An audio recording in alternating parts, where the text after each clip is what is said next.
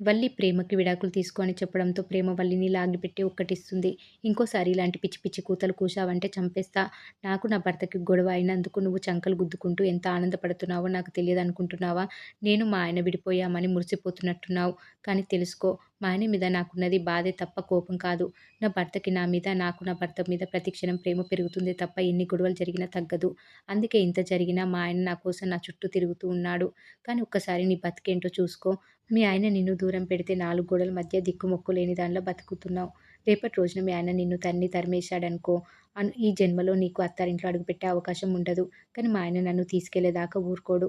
నా గురించి, నా బాధ గురించి తర్వాత బాధపడుదువులే కానీ, ఫస్ట్ తుమ్మితే ఊడిపోయే ముక్కులాంటి నీ బతుకు సంగతి చూసుకో. ఇంకోసారి నా విషయంలో జోక్యం చేసుకున్నా, విడాకులు గిడాకులని పిచ్చి పిచ్చి వాగినా, ఎలుక పిల్లలా ఉన్నదాన్ని గండు పిల్లిలా మారిపోతా అని ప్రేమ స్ట్రాంగ్ వార్నింగ్ ఇస్తుంది వల్లికి.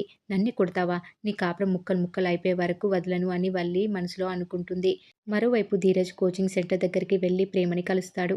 అర్థం చేసుకో ప్రేమ, మా అమ్మని అలా అనేసరికి కోపంలో మాట్లాడేశా అని ధీరజ్ చెప్తాడు ప్రేమకి. దానికి ప్రేమ, నీ ఆవేశం ఖరీదు నలుగురికి నా గురించి చెడుగా మాట్లాడుకునే అవకాశం ఇవ్వడం. నేను ఎవరి ముందైతే తలదించుకోకూడదనుకున్నానో వాళ్ళ ముందు నన్ను తలదించుకునేలా చేశావు. ఎవరైతే నన్ను వేలెత్తి చూపించాలనుకున్నారో వాళ్ళకి నన్ను వేలెత్తి చూపించే అవకాశం ఇచ్చావు. కళ్యాణ్ గాడి నుంచి కాపాడి నన్ను పెళ్లి చేసుకున్నావు. దీనికి నేను నీకు ఎప్పటికీ రుణపడి ఉంటాను. ఇదే విషయాన్ని నేను నీకు చాలాసార్లు చెప్పాను. నా తప్పు గురించి నువ్వు నన్ను 4 గోడల మధ్య ఎంతలా మాట్లాడినా, ఎన్నిసార్లు వేలెత్తి చూపినా భరిస్తాను, తల వంచుకుంటాను. కానీ నలుగురిలో తలదించుకునేలా చేస్తే ఒక ఆడపిల్లగా ఆ బాధని భరిస్తున్న నాకు మాత్రమే తెలుసు అని ప్రేమ అంటూ ఉంటుంది ధీరజ్‌తో. దానికి ధీరజ్, నా పశ్చాత్తాపం చెప్పుకునే అవకాశం ఇవ్వవా? నా మాటలకు నువ్వెంత బాధపడుతున్నావో నాకు అర్థమవుతుంది. కానీ నేనలా మాట్లాడినందుకు ఆ క్షణం నుంచి నాలో నేను ఎంత పెయిన్ అనుభవిస్తున్నానో నువ్వు అర్థం చేసుకోలేవా? అర్థం చేసుకోవడానికి ప్రయత్నించవా? అంతలా ప్రేమించిన నిన్ను కావాలని అవమానిస్తానా? బాధ పెడతానా? నిన్ను బాధ పెట్టడం అంటే అది నన్ను నేను బాధ పెట్టుకోవడం కాదా చెప్పు? ప్రేమ, నువ్వంటే నాకు ప్రేమ లేనప్పుడు, ఇష్టం కలగనప్పుడు కూడా ఆ కళ్యాణ్ గాడు నిన్ను ఇబ్బంది పెట్టాడని వాడిని నేను చంపబోయాను. అలాంటిది వాడి ప్రస్తావన తీసుకొచ్చి నలుగురిలో నిన్ను నవ్వుల పాలు చేయాలనుకుంటానా? అది అర్థం కాదా నీకు? ఒక మనిషిని నిజంగా ప్రేమిస్తే వాళ్ళు చేసిన చిన్న చిన్న తప్పుల్ని క్షమించాలంటారు. నీకు నిజంగా నా మీద ప్రేమ ఉంటే నేను కోపంలో మాట్లాడిన మాటల్ని క్షమించు అని దండం పెట్టి సారీ చెప్తాడు ధీరజ్ ప్రేమకి. ఇంతలా బాధపడుతున్నాడు, క్షమించేద్దామని ప్రేమ అనుకుంటూ ఉంటుంది. ఇంతలో ముగ్ధ వచ్చి ధీరజ్‌పై మై బాయ్ అని హగ్ చేసుకుంటూ ఉంటుంది. అది చూసి ప్రేమ రగిలిపోతుంది. ధీరజ్, నేనేదో ఆ రోజు సరదాగా అన్నాను అంటే నేను సీరియస్‌గా నీతో కనెక్ట్ అయిపోయా. నా మనసులో నువ్వే ఉన్నావని అంటూ ఉంటుంది ముగ్ధ. ప్రేమ కోపంగా చూస్తూ ఉంటుంది. వెళ్ళిపో తల్లి అని ధీరజ్ బతిమలాడతాడు.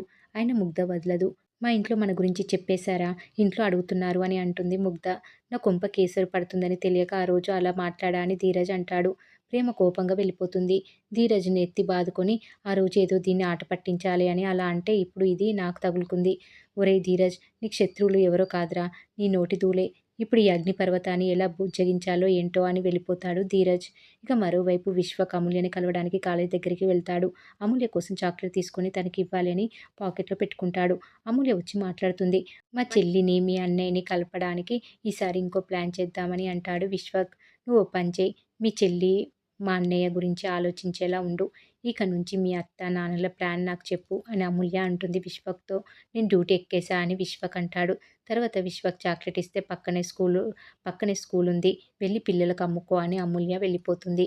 ఇక మరోవైపు ధీరజ్ ముగ్ధల్ని తలుచుకొని ప్రేమ తిట్టుకుంటూ ఇంటికి వస్తుంది. ప్రేమ దగ్గరికి తన తల్లి వచ్చి ప్రేమకి సర్ది చెప్పాలని చూస్తుంది. ఆ ఇంట్లో ఎప్పుడైనా కన్నీళ్లు పెట్టుకున్నావా? నీ భర్త నిన్ను అంతలా చూసుకున్నాడు. ఇక్కడికి వచ్చినా ఎవరితో అయినా మనస్ఫూర్తిగా మాట్లాడావా? మనిషివే ఇక్కడున్నావు. మనసు అక్కడే ఉంది. తనేదో కావాలని నీ మీద నిందలు వేసినట్లు మాట్లాడుతున్నావు. నువ్వు చేసింది తప్పే కదా! అది తను అంటే తప్పేంటి అని రేవతి అడుగుతూ ఉంటుంది. వాళ్ళ నాన్న అంటే ధీరజ్‌కి ప్రాణం కదా! ఏ విషయమైనా ఆయన దగ్గర దాచడు. అలాంటి వాడు నీ గురించి దాచాడంటే అర్థం చేసుకో. మీ నాన్న ఇంట్లో అందరి ముందు, ఎదురింటి వాళ్ళ ముందు కూడా నాతో చాలా సార్లు గొడవ పడ్డాడు. కానీ నేను ఏ రోజు బంధం తెంచుకోవాలని చూడలేదు. అర్థం చేసుకో. నువ్విష్టం లేకపోయినా వాళ్ళ అమ్మ కోసం నీ మెడలో తాళి కట్టాడు. నిన్ను కంటికి రెప్పలా చూసుకున్నాడు అని అంటూ ఉంటుంది ప్రేమతో వాళ్ళ తల్లి. మరి ఏం జరగబోతుంది అనేది రాబోయే ఎపిసోడ్‌లో తెలుసుకుందాం.